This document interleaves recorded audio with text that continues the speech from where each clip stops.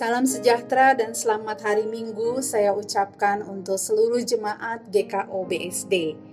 Kiranya jemaat sekalian ada dalam pemeliharaan Tuhan yang sempurna dan siap untuk beribadah kepada Tuhan. Saat ini kita akan memulai ibadah. Untuk itu diberikan kesempatan bagi jemaat bersaat teduh secara pribadi.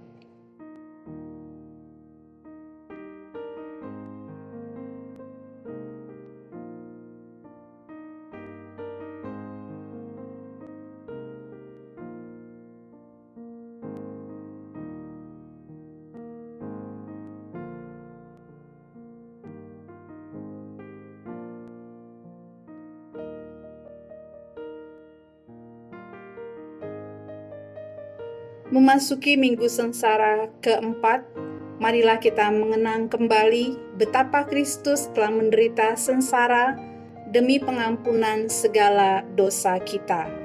Allah telah memperdamaikan dunia dengan dirinya melalui pengorbanan Kristus. Marilah kita memuji dan menyembah Dia, Anak Domba Allah yang telah turun dari sorga, mati dan bangkit kembali di hari ketiga untuk menyelamatkan kita manusia berdosa. Jemaat, mari kita menyanyi bersama dari Kidung Keesaan 49, Puji Yesus.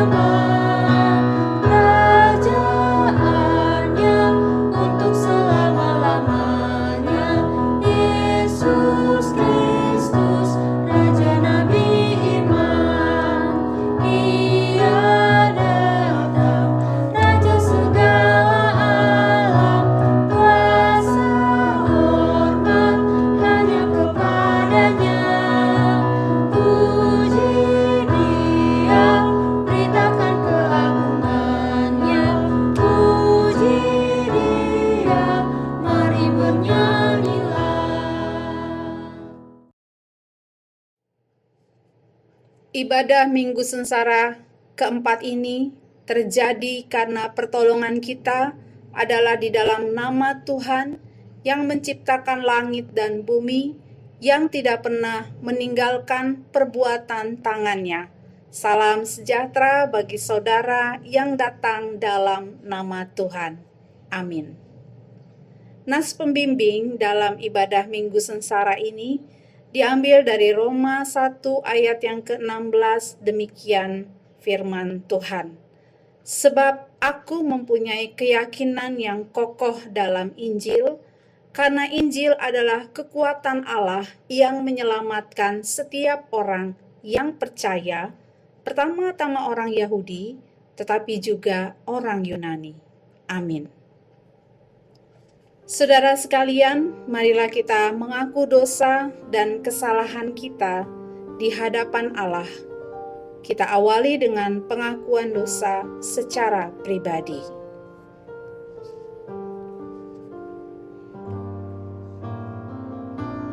Ya Allah yang Maha Kudus, kami mengaku dosa-dosa kami, baik yang tidak diketahui maupun yang diketahui oleh sesama.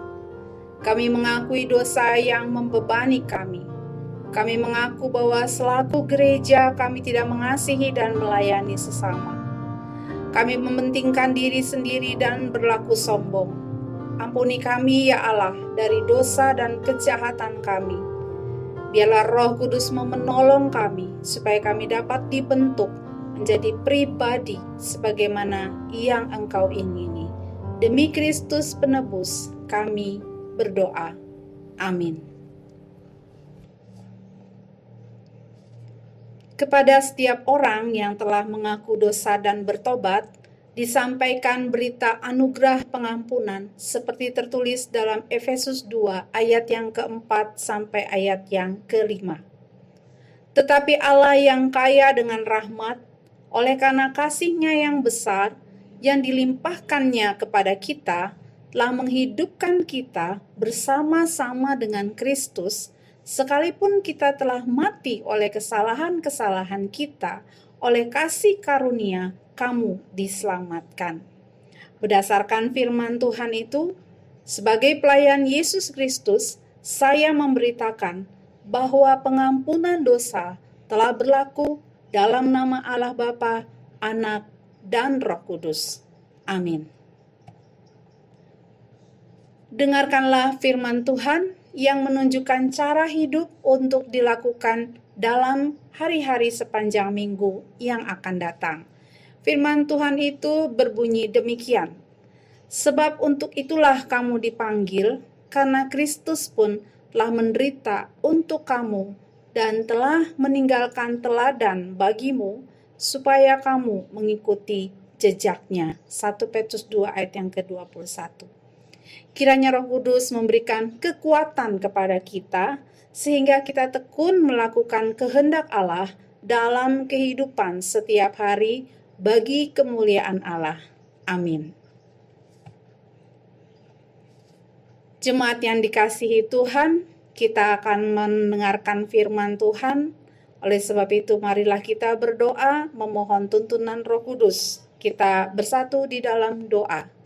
Segala puji dan ucapan syukur kami naikkan kepadamu, Allah yang mengasihi kami, Allah yang telah datang di dalam Tuhan Yesus Kristus, untuk menebus dosa-dosa kami dan menyelamatkan kami. Kami pada pagi hari ini membuka hati dan pikiran kami untuk merenungkan kebenaran firman Tuhan. Kiranya Engkau menyingkapkan rahasia kebenaran firman Tuhan, sehingga kami dapat memahami kehendak-Mu, dan lembutkanlah hati kami, ya Allah, supaya kami bersedia dibentuk, diubahkan oleh firman Tuhan. Berfirmanlah, ya Allah, karena kami anak-anak-Mu telah siap untuk mendengar. Di dalam nama Tuhan Yesus Penebus, kami telah berdoa. Amin. Pembacaan firman Tuhan pada pagi hari ini terambil dari 1 Korintus 1 ayat yang ke-18 sampai ayat yang ke-25. 1 Korintus 1 ayat yang ke-18 sampai ayat yang ke-25. Hikmat Allah dan hikmat manusia. Sebab pemberitaan tentang salib memang adalah kebodohan bagi mereka yang akan binasa, tetapi bagi kita yang diselamatkan, pemberitaan itu adalah kekuatan Allah. Karena ada tertulis, aku akan membinasakan hikmat orang-orang berhikmat dan kearifan orang-orang bijak akan kulenyapkan. Di manakah orang yang berhikmat? Di manakah ahli Taurat? Di manakah pembantah dari dunia ini? Bukankah Allah telah membuat hikmat dunia ini menjadi kebodohan? Oleh karena dunia dalam hikmat Allah tidak mengenal Allah oleh hikmatnya, maka Allah berkenan menyelamatkan mereka yang percaya oleh kebodohan pemberitaan Injil. Orang-orang Yahudi menghendaki tanda dan orang-orang Yunani mencari hikmat, Tetapi kami memberitakan Kristus yang disalibkan untuk orang-orang Yahudi suatu batu sandungan, dan untuk orang-orang bukan Yahudi suatu kebodohan. Tetapi untuk mereka yang dipanggil, baik orang Yahudi maupun orang bukan Yahudi, Kristus adalah kekuatan Allah dan hikmat Allah. Sebab yang bodoh dari Allah lebih besar hikmatnya daripada manusia, dan yang lemah dari Allah lebih kuat daripada manusia. Demikianlah firman Tuhan. Terpujilah Tuhan Yesus Kristus. Berbahagialah setiap orang yang mendengar firman Allah dan melakukannya, sebab dengan demikian perjalanan hidupnya akan berhasil dan dia akan beruntung.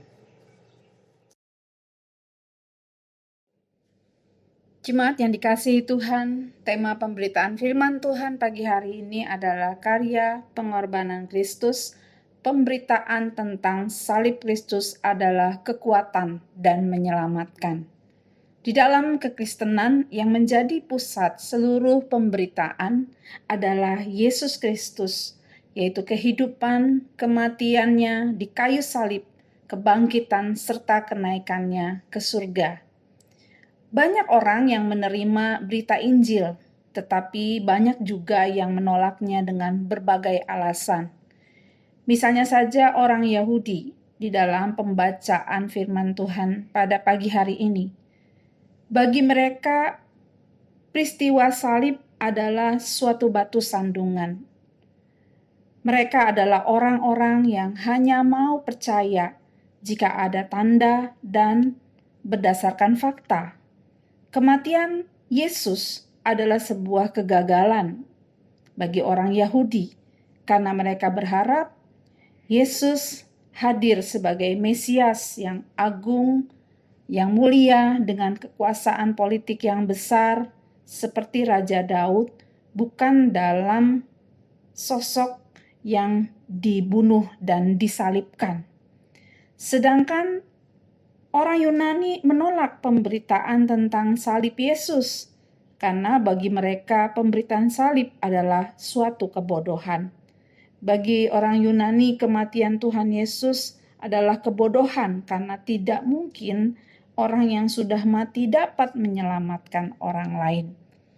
Berita itu sulit untuk diterima akal pikiran orang Yunani. Dan bagaimana mungkin Tuhan bisa mati? Itu adalah sesuatu yang tidak masuk akal. Terhadap pemikiran-pemikiran atau pandangan tersebut, Paulus memberikan pengajaran yang menjelaskan bahwa salib Kristus tidaklah seperti yang mereka pikirkan. Paulus menyatakan bahwa pemberitaan salib Kristus atau pemberitaan Injil adalah kekuatan Allah. Itu terdapat di dalam ayat yang ke-18. Di Roma 1 ayat 16, Paulus pun menyatakan hal yang sama. Sebab aku mempunyai keyakinan yang kokoh dalam Injil, karena Injil adalah kekuatan Allah. Kekuatan artinya kuasa, kekuatan yang besar untuk mengadakan mukjizat atau keajaiban. Paulus memahami dan mengalami sendiri pemberitaan salib Kristus atau Injil itu sanggup mengubah atau memperbaharui kehidupan seseorang. Sanggup membuat seseorang bertobat dari dosa dan kejahatannya dan menjadi manusia yang baru, yang hidup bagi Allah dan melakukan pekerjaan-pekerjaan baik yang mana hal itu terjadi di dalam kehidupannya secara pribadi. Selanjutnya Paulus mengatakan bahwa Injil atau pemberitaan salib Kristus adalah kekuatan Allah yang menyelamatkan manusia. Kenyataan membuktikan bahwa manusia telah jatuh di dalam dosa dan gagal memenuhi hukum Allah. Manusia terhukum, manusia tidak berdaya dan diperbudak oleh dosa, dan tidak ada satupun yang dapat dilakukan untuk memperoleh perkenanan Allah. Manusia di luar Yesus ada di dalam keputusasaan, Namun kematian Yesus di kayu salib memberi harapan baru bagi manusia yang putus asa dan mengalami kebuntuan. Yesus Kristus di kayu salib, kematian Yesus Kristus di kayu saliblah yang memungkinkan manusia diselamatkan dari dosanya. Dalam 1 Petrus 1 ayat 18-19 dikatakan, sebab kamu tahu bahwa kamu telah ditebus dari cara hidupmu yang sia-sia yang kamu warisi dari nenek moyangmu. Itu bukan dengan barang fana, bukan pula dengan perak atau emas, melainkan dengan darah yang mahal, yaitu darah Kristus yang sama seperti darah anak domba yang tak bernoda dan tak bercacat.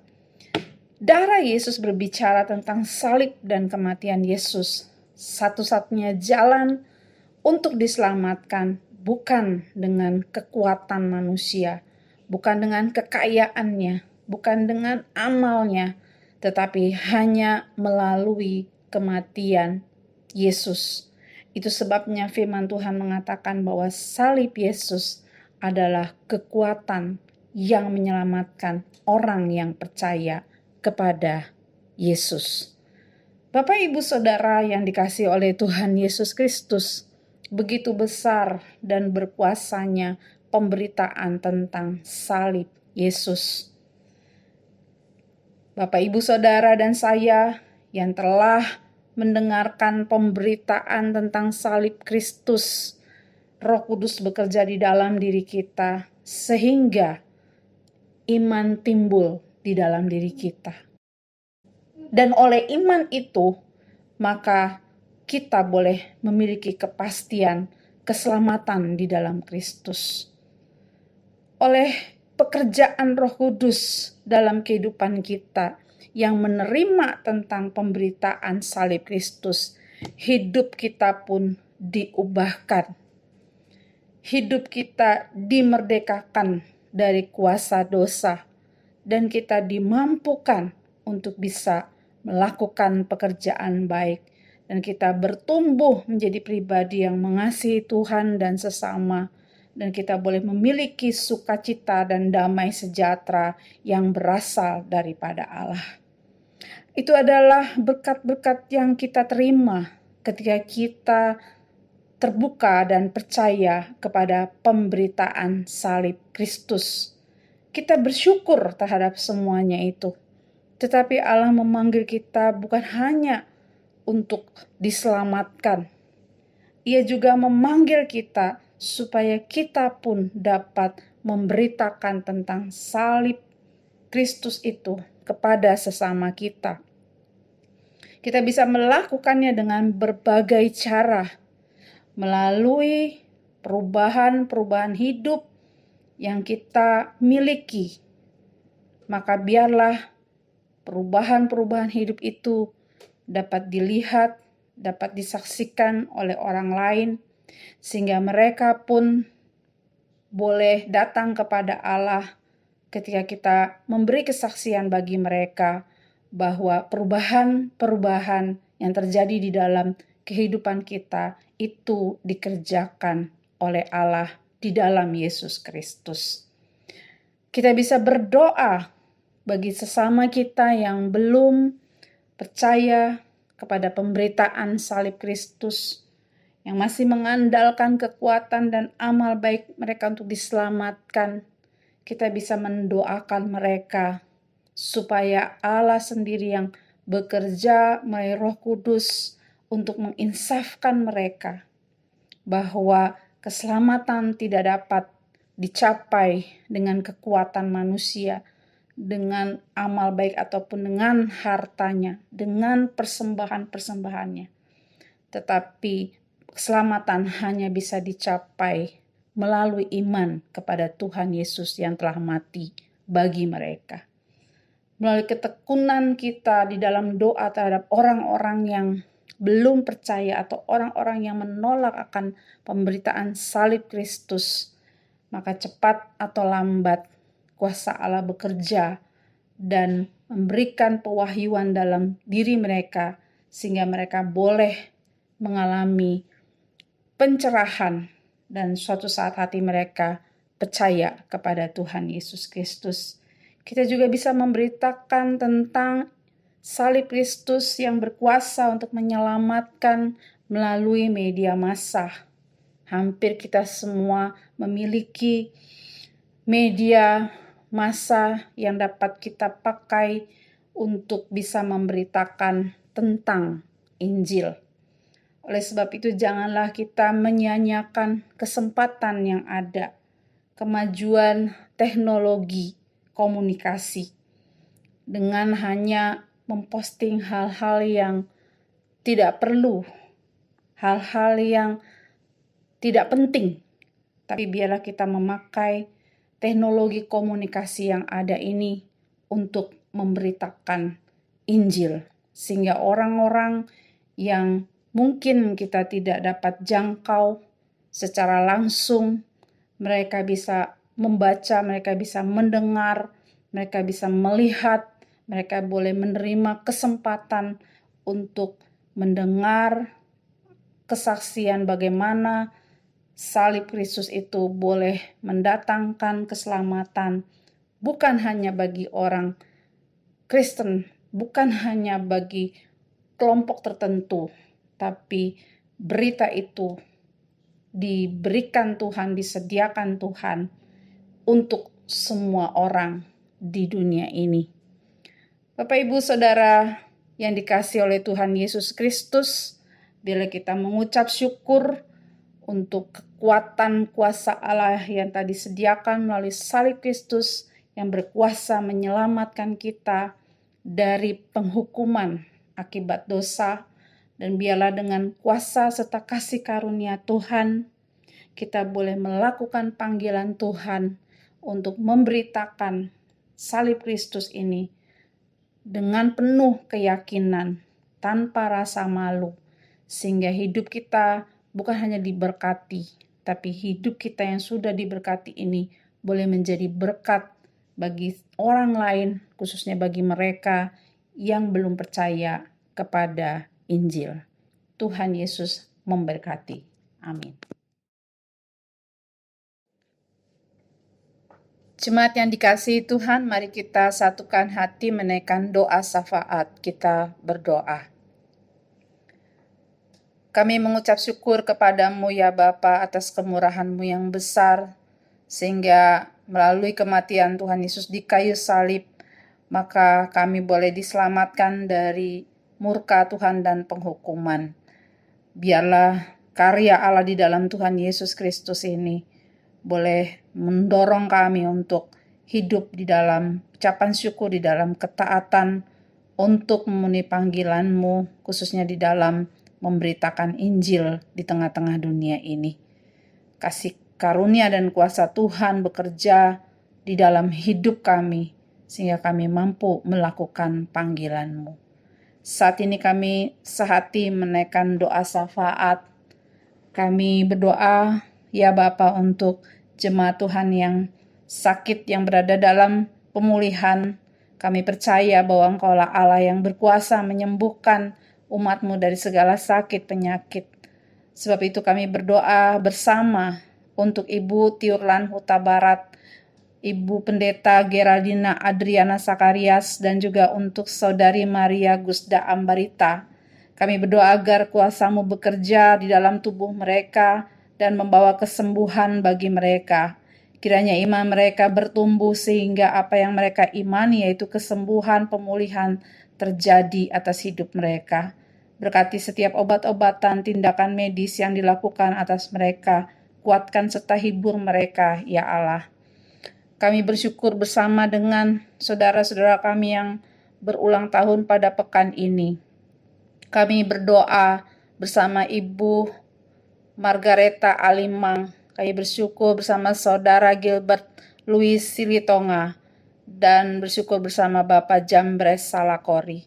Penuh hidup mereka dengan hikmat-Mu dan sukacita-Mu. Mampukan mereka hidup sesuai dengan tujuan-Mu, sehingga hidup mereka bermakna dan mereka boleh menjadi berkat bagi banyak orang. Berkati keseharian mereka, keluarga, pekerjaan, dan seluruh kehidupan mereka. Kami juga saat ini memberi dukungan doa buat keluarga Ibu Diaken Uliari Rosina Lakotani. Berkati Ibu Uliari Rosina Lakotani, Ingrid Cindy, dan cucu daripada Ibu Lakotani yaitu Peto dalam masa pertumbuhannya. Berkati setiap pekerjaan yang mereka lakukan, keseharian mereka, dan segala sesuatu yang mereka kerjakan. Pelihara mereka dengan kemurahan-Mu dan biarlah iman mereka terus bertumbuh dan mereka dimampukan Tuhan untuk menghadapi segala perkara dengan mengandalkan Tuhan. Kiranya kasih kuasa-Mu dicurahkan atas mereka dan pemeliharaan-Mu memelihara kehidupan mereka baik secara jasmani maupun rohani. Terima kasih Tuhan, baharui dan pulihkan keluarga ini.